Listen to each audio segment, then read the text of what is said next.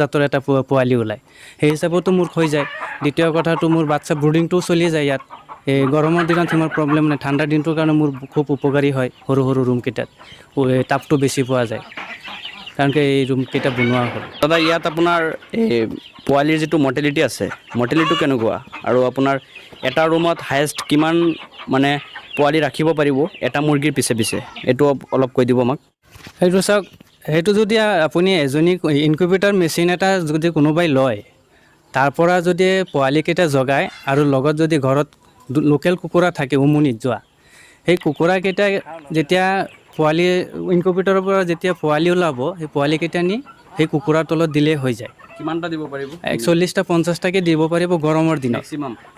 40-50টা। বৰ্তমানতো মোৰ ইয়াত 40টা সোমায়ে আছে। আগৰ বেজত মোৰ 60টামান আছিলে। 60টামান পোৱালি এজনী কুকুৰাৰ লগত আছিলে। যে ঠাণ্ডা দিনত লাইট এটা আছে ইউজ কৰিছিলোঁ।